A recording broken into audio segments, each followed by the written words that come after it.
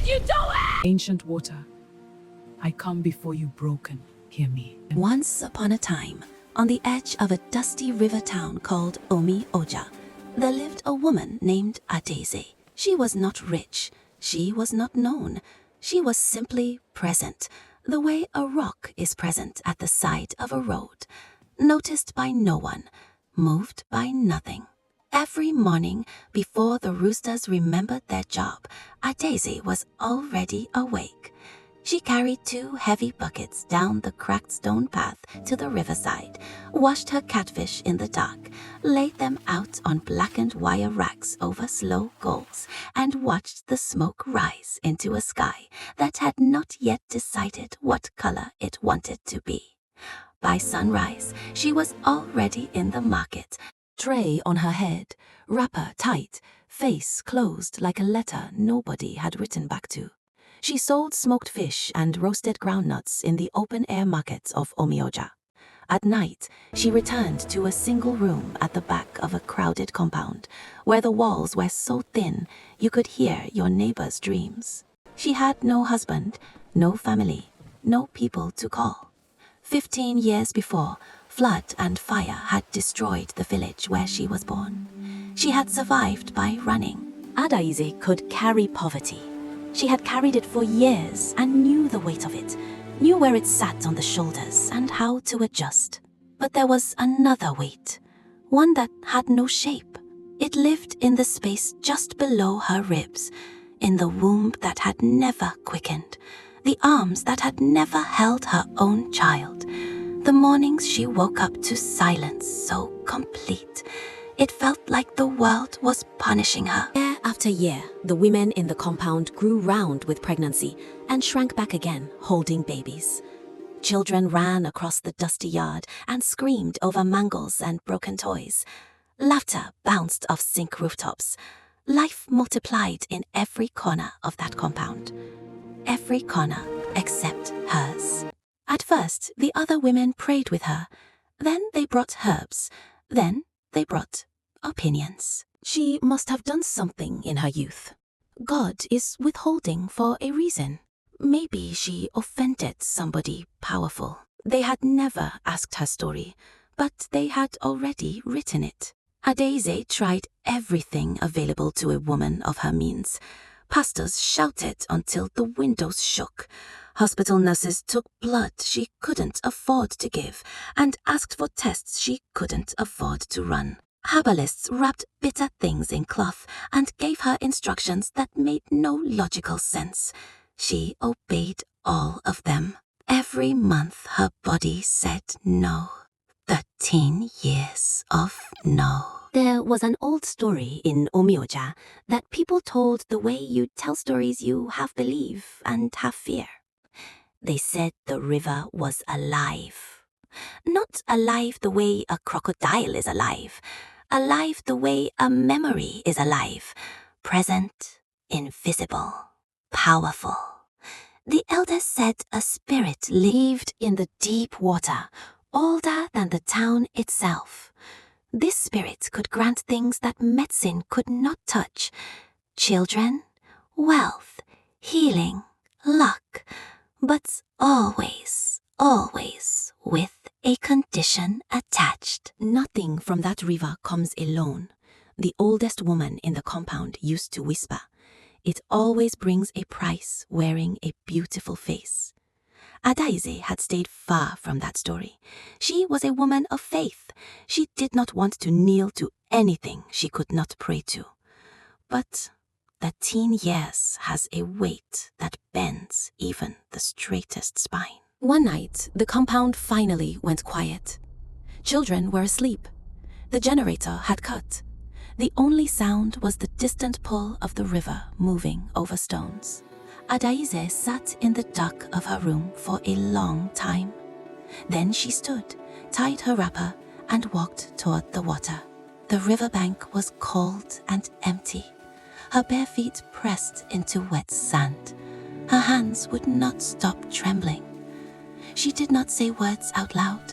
She poured everything silently into the dark. The shame of empty arms, The ache of watching other children call other women mama. The years of sleeping in a room so quiet she could hear the emptiness. She said she would carry any condition, accept any cost. She asked only for one child, just one. It started faint, like the memory of moonlight, just beneath the surface. Then a shape rose from the deep. First, it appeared as a great serpent, unhurried, its scales burning like embers underwater. Then it shifted, transformed, and where the serpent had been, a woman stood inside the river, not on it, in it, as though she and the water were the same thing. Her beauty was impossible to fully look at. Her hair moved like dark current. Her skin caught a light that had no source. She did not speak with her mouth. The words arrived fully formed inside Adaeze's chest, heavy and clear the way thunder is, even from far away. Your cry has reached me, daughter of dry land. A child will grow in your womb. A daughter. She will be a bridge between two worlds, the seen and the unseen. She will carry gifts most people never receive. But hear the condition. As long as she is happy, truly, deeply happy, you will prosper. Your hands will find money. Your body will know health. Doors will open before you knock. But when she is unhappy, when her spirit is wounded, or her heart burns with anger, everything you have built will begin to fall apart. Daisy stood there in the cold sand with her heart hammering against her ribs. The spirit did not explain, did not elaborate, did not warn her about what an unsupervised child with unchecked power becomes. She only waited. And Adaeze, who had been waiting 13 years for a yes, said yes. The spirit touched one finger to the surface of the water. Warm ripples moved outward and curled gently around Adaeze's ankles, soft as a promise. Then the light faded. The serpent was gone. The river resumed its quiet conversation with the stones. Adaeze walked home under a sky burning with stars. Her chest felt lighter than it had in over a decade. She did not fully understand what she had agreed to. She would spend the next 17 years finding out. 6 weeks later, Adaeze woke up nauseated and wept with relief. She welcomed every wave of morning sickness the way a farmer welcomes rain after a drought, with open arms and closed eyes and something like gratitude that felt too large for the body to hold. Her belly grew. The compound burst. Where was the husband? Where had this pregnancy come from? She answered nothing. She only smiled and held her wrapper tighter and whispered private thanks to something she could not name in church. The baby came on a night of heavy rain, born into thunder, announced to the town by a cry sharp enough to cut the storm. The midwife placed her in Adaeze's arms. A girl.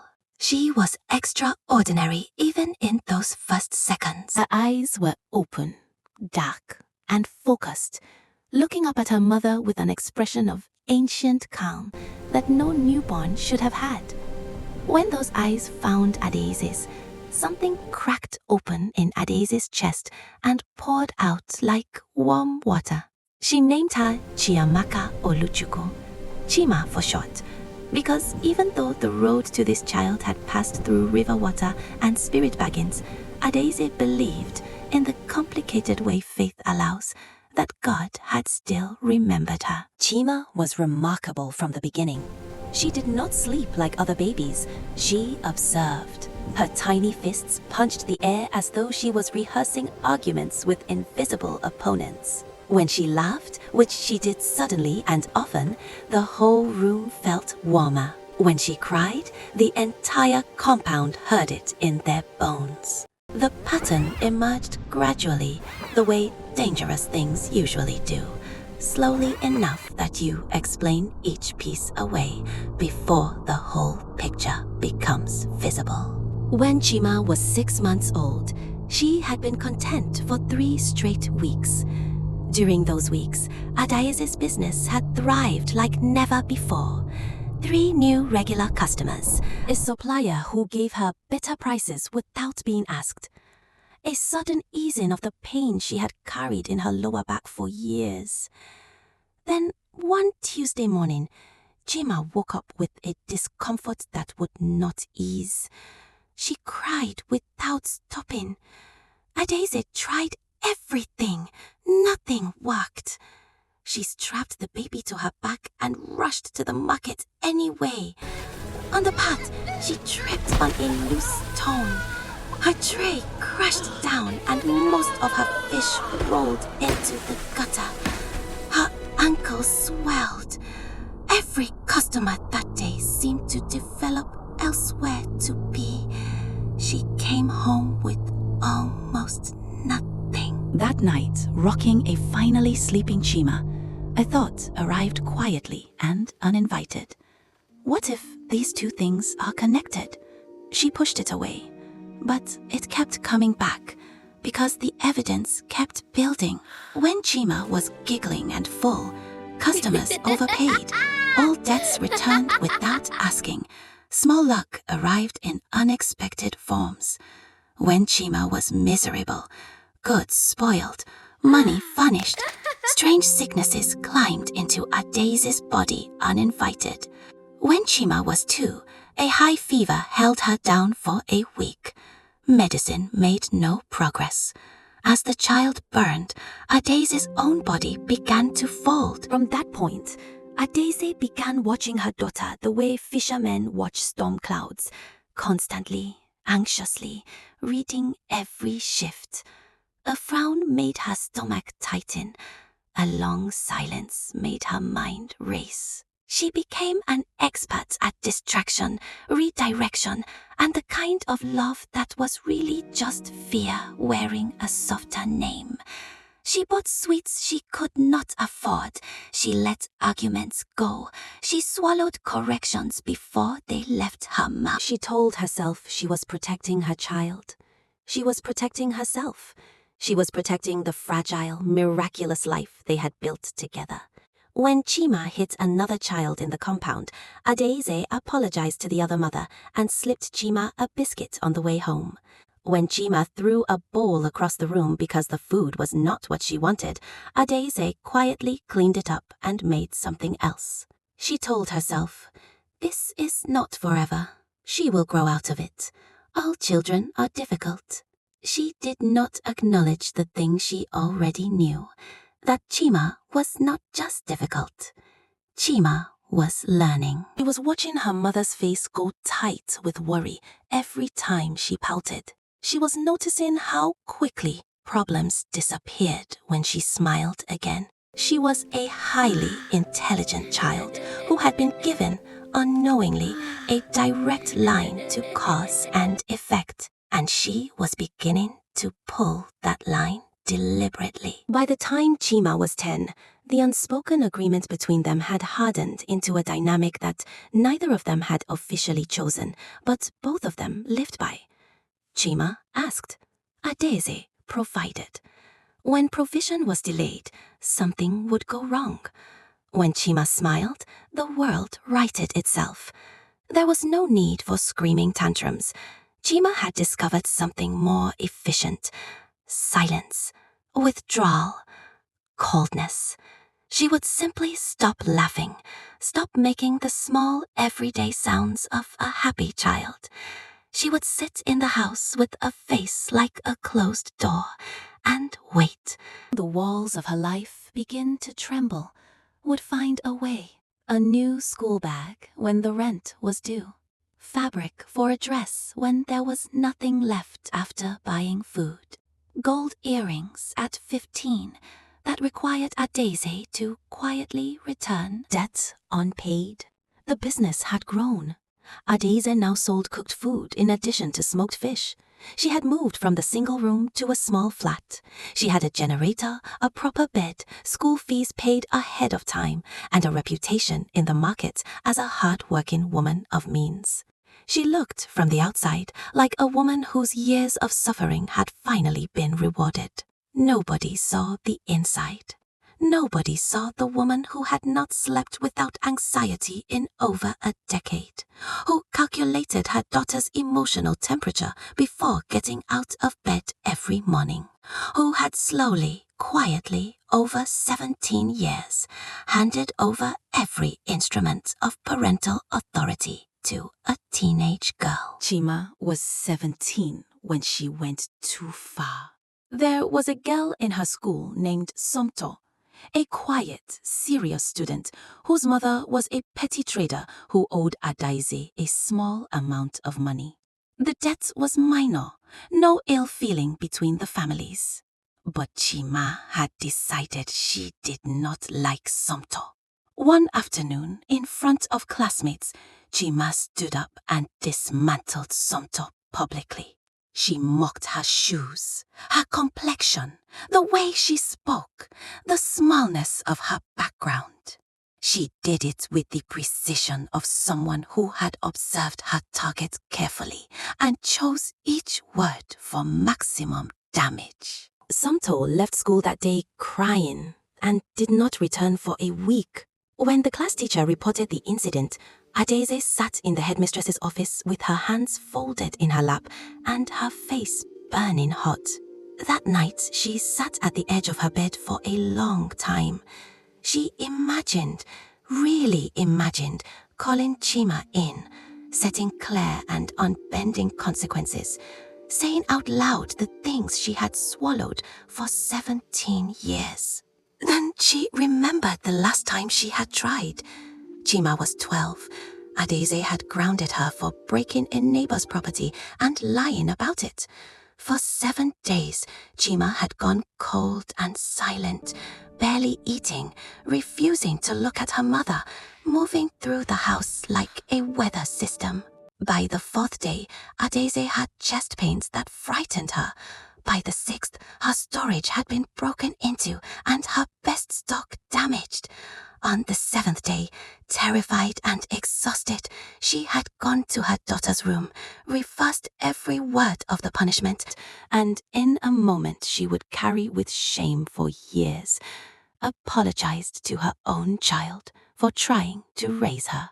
Sitting now in her room, with that memory pressing on her, Adaeze finally allowed herself to see clearly what her life had become. She was not this child's mother. She was this child's hostage. It was an ordinary Tuesday evening when Chima came to her mother with a printout. Study abroad programs, foreign universities, thick coats and clean streets, and a different life entirely. She sat across from Adaeze with the printout on the table between them and a look on her face that said the decision had already been made. All that was required was execution. To make it happen, Adaeze would need to sell the shop, sell the small plot of land in her home region that had been her only security, and borrow a sum larger than she had held in her hands in her entire life. Adaeze looked at the paper. She looked at her daughter's waiting face, and for the first time in 17 years, what rose in her chest was not fear. It was anger. Anger at the deal made at the river on a desperate night.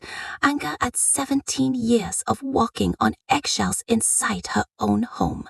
Anger at herself for the authority she had given away piece by piece until there was none left. She said nothing that evening. She sent Chima to her room with a quiet, "I will think about it." Chima was not used to waiting. The temperature in the house dropped immediately. For 3 nights, Adaeze barely slept.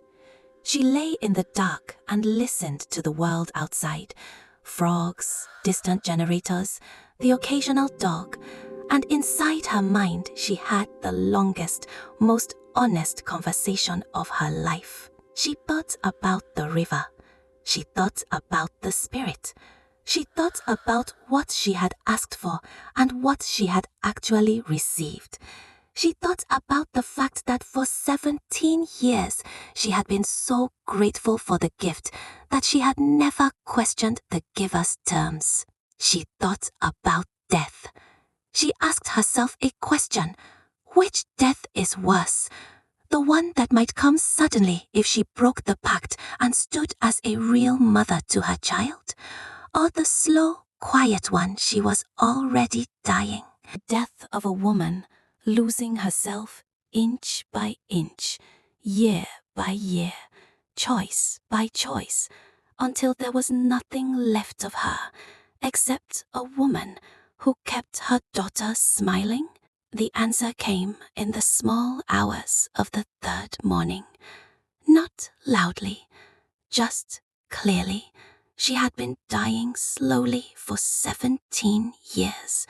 She would rather die quickly. On the evening before she confronted Chima, Adaeze went back to the water. She stood at the same bank where she had stood 17 years before. Her feet found the same cold sand. But this time, her hands were still. Her voice, inside her chest where she addressed the river, was not desperate. It was tired, honest, and unafraid. She said she had made a mistake. She said she was grateful for her and would love her until her last breath. She said she refused to live as a prisoner in her own home. She said she would discipline, correct, and stand her ground as a mother, whatever the cost. She said if her life had to end because she chose truth, she was ready. The river did not glow. The serpent did not appear. The water simply moved in the dark, ordinary and indifferent, flowing past her like it had somewhere more important to be. Adaeze turned and walked home. Her fear was still there, but it no longer sat in the seat of power inside her. The next evening, Chima brought up the abroad program again. Adaeze sat across from her, both hands resting on her knees, and she said, clearly, calmly, with love and without apology, no. She explained their real financial position. She named the debt it would create. She called the demand what it was, not ambition, but pride. Chima's face went through several things quickly. Surprise, then the familiar hardening, the withdrawal, the silence, the temperature drop that had controlled Adaeze's household for years. This time, Adaeze let the silence sit. She prepared dinner. She ate. She washed her plate. Chima did not eat. That week, the consequences came. They always did. Adaeze fell ill with a deep cold and joint pain that made moving difficult. Largest freezer stopped working. It felt like the invisible hand of the pact pressing down, saying, "You understand the terms. Why are you changing them?" Adaeze paid the debt. She wrapped herself in warm cloth and kept walking. She did not bend. The final confrontation came on a rainy afternoon, when the sky forgot it was only meant to be evening and turned itself into night. Chima had just discovered that Adaeze had sold a second freezer, not to buy her the dress she had requested for a school event, but to clear a loan before it became a crisis. She exploded the way things explode when they have been building quietly for a long time. She told her mother she hated her. She promised she would never forgive her. She said Adaeze would lose everything, screaming the words as though they were spells she was casting, as though she understood, on some level, the power they might still carry. Thunder shook the windows. The building trembled. Pain stabbed across Adaeze's chest, deep, sharp, frightening. Her vision blurred at the edges. She felt the familiar pull of the pact, like cold hands wrapping around her ankles and tugging her toward the river. She had two choices. She could fall to her knees, apologize, undo the decision, buy the dress, restore the smile. Or she could stand. She stood. She walked across the room to her screaming daughter and pulled her into her arms. Chima went rigid, then froze completely, shock replacing rage, like a light switching over. Adaeze held on. Her chest hurt, her knees trembled, but she did not beg. She did not bargain. She simply held her daughter the way you hold someone you love who is lost and does not yet know it. Inside herself, she gave the moment over, not to the river, not to the spirit, not to the pact, but to something quieter and older than all of them. The choice to love her child honestly rather than safely. Thunder roared. The room darkened. A strong wind moved through the window and lifted the curtains and scattered papers across the floor like something in the room was breaking apart. Then, a sensation inside Adaeze's chest, like something pulled very tight for a very long time, finally, at enormous cost, letting go. The wind settled. The storm moved away. In her arms, Chima's whole body went soft. The anger drained out of her slowly, replaced by something that shook worse than rage, real feeling. She looked around the small sitting room with its peeling paint, its worn chair arms, its second-hand curtains, really looked at all of it, and something inside her eyes changed. She wept, not loudly, not performatively, quietly, with her face pressed against her mother's shoulder.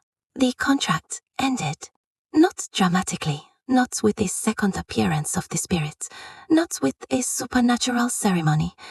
It ended the way most important things end, quietly in a small room between two people who finally told each other the truth. The strange pattern stopped. Chima could cry without disaster following. She could be unhappy on an ordinary Tuesday without the world reassembling itself around her mood. Life became normal, genuinely, unmiraculously, beautifully normal. The business was smaller now. The months of crises had taken real losses. There were no sudden recoveries, no magical windfalls. Only the slow, honest rebuilding that comes from work and time. But there was peace, and with peace came a different Chima. She arrived at it gradually, the way real change arrives, not in a single dramatic moment, but in small, unremarkable choices made over time. She picked up a broom one morning without being asked. She cooked dinner the evening Adaeze returned from a long market day, too tired to lift her arms. She went, one by one, to the people she had hurt. The girl she had humiliated in front of the class. The teacher she had looked at with cold eyes before his car was found damaged.